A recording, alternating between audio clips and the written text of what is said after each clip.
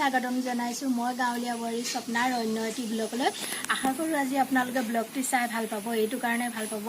মই আজি বনাম বুলি ভাবিছো মাছ আৰু পিয়ালি পালেঙৰ এখন টেষ্টি আঞ্জাৰ ৰেচিপি আৰু মই এতিয়া পিয়ালি পালেংখিনি চিঙি লওঁ এয়া ঘৰতে হৈ আছে পিয়ালি পালেং এয়া হৈছে পিয়ালি পালেং কেইটামান আগ মই চিঙি লৈছো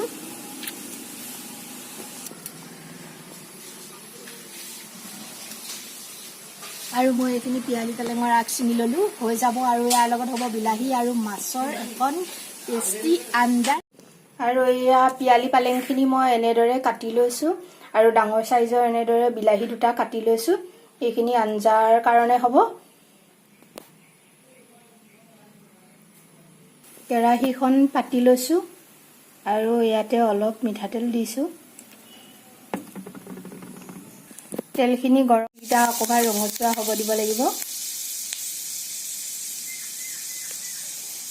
মেথি গুটি কিটা ৰঙচুৱা হৈছে আৰু মই ইয়াতে শাকখিনি দি দিছো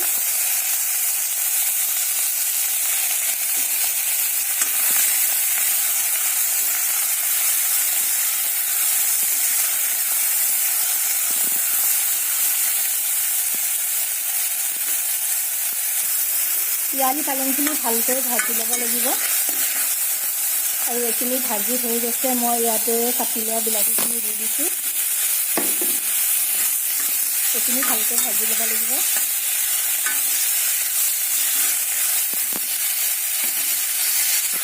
আৰু আন্দাজমতে নিমখ দিছো আন্দাজমতে হালধি অলপ দিছো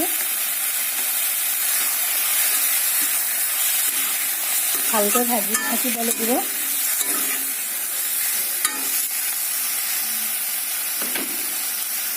ভালকৈ সিজিবৰ বাবে মই ইয়াতে অকণমান গৰম পানী দি দিছো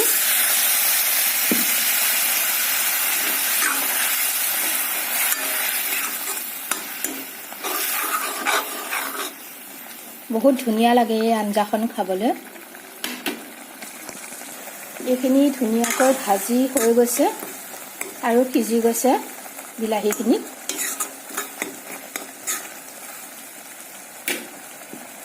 আৰু ইয়াতে মই অলপ গৰম পানী দি দিছো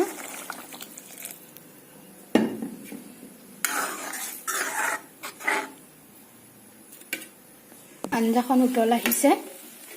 আৰু মই ইয়া ভাজি লোৱা মাছকিটা ইয়াতে দি দিছো আৰু অলপ উতল আহিব লাগিব